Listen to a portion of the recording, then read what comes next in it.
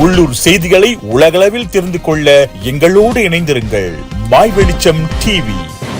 3ஆம் நாள் அம்பேத்கர் பற்றிய ஆய்வுரைகள், உலக நடப்புகள், சமூக ஜனநாயகம் போன்ற விடயங்கள் பரிமாறிக்கொண்டனர். இளம் பட்டதாரிகள் உரையாற்றியது பேராளர்களை பெரிதும் கவர்ந்தது. இளைய தலைமுறையினர் இடையே அம்பேத்கர் சிந்தனை, வரலாறு இன்னும் அதிகமாக பரவ வகை செய்ய வேண்டும் என 2 தமிழக மாணவிகள் கேட்டுக்கொண்டனர். இம்மாநாட்டை மலேசிய அம்பேத்கர் சமூக நல இயக்கம், ஓம்ஸ் அறவாரியம், அரிமா இயக்கம் முன்னின்று ஏற்பாடு செய்திருந்தது. ஷா ஆலம் ஐடியல் கன்வென்ஷன் சென்டரில் 3 நாள் விழாவாக மலேசியாவுக்கு பெருமை சேர்த்து மிக சிறப்பான முறையில் நடந்து முடிந்தது.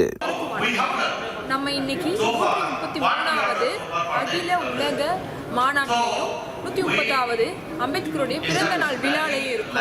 Those who get to decide the news discourse possess great power as they can manufacture public opinion. In India, the population of Brahmins, the topmost caste group in the hierarchical caste system, accounts for less than 4% of the population. However, according to a 2022 study by Oxfam India, our next time statue लगाने आएंगे Malaysia. Ambedkar 133வது பிறந்த நாளை ஒட்டி அவரோட இந்த international கன்வென்ஷனுக்கு ஏற்பாடு செய்த doctor Panchamurthy அவர்களுக்கும் அவர் தம் அனைத்து உறுப்பினர்களுக்கும் எனது மனமார்ந்த நன்றி பாராட்டு தெரிவித்துக் கொள்கின்றேன்.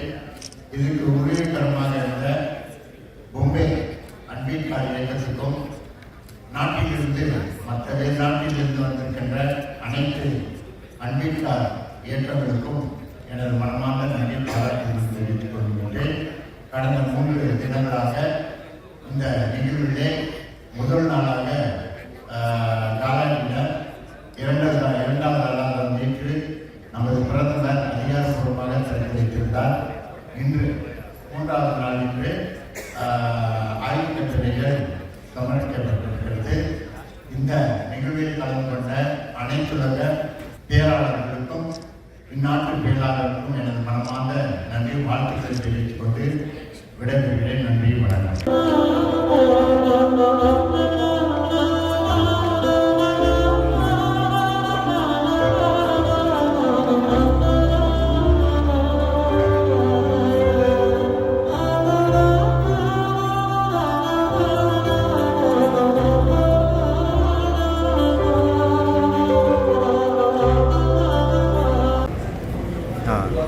வணக்கம்.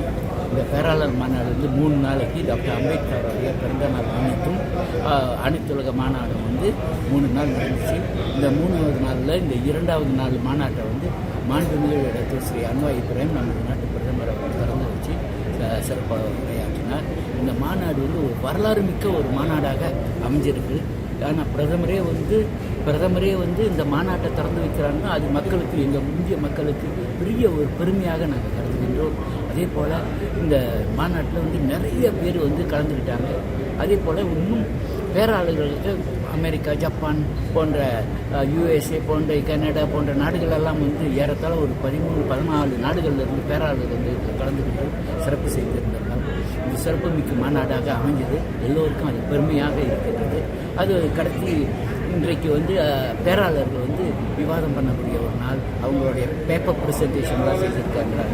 அம்பேத்கருடைய தத்துவம், அம்பேத்கருடைய சிந்தனைகளுக்கெல்லாம் நிறைய பேர் பேப்பர் ப்ரெசன்டேஷன்லாம் ஆய்வாளர்கள்லாம் செஞ்சுருக்காங்க. அது அந்த மாநாடு இன்றையோட முடியுது. இந்த 3 நாள் மாநாடு மிக சிறப்பாக நடைபெறுவதற்கு நமது சகோதரர் ஓம்ஸ் பி தியாகராஜன் அவர்களும் மேடம் துணை அமைச்சர் சரஸ்வதி அவர்களும் பக்கபலமாக இருந்து இந்த மாநாட்டை அவங்க சிறப்பு செஞ்சிருக்காங்க. ஆகவே இவங்களுக்கு இந்த வேலையிலே எனக்கு மனமார்ந்த நன்றியை தெரிவித்துக் கொள்கின்றேன். கன்வென்ஷன் மலேசியாவில் நல்ல சிறப்பாக நடந்தது. இன்றைக்கி 3ஆம் நாள். இன்றைக்கி பிரபந்தாங்கானும் இப்போ க்ளோசிங் நடந்தது. நம்ம ஐயா ஓம்ஸ் தியாகராஜன் க்ளோசிங் பண்ணி ஸோ இன்றைக்கி நல்ல சிறப்பாக முடிஞ்சு இதோட அடுத்த இதுக்கு அமெரிக்காவில் மீட் பண்ணுவாங்க. Facebook, Twitter, TikTok, Instaவில் இணைய மறவாதீர்கள். My news, my media, my வெளிச்சம் டிவி.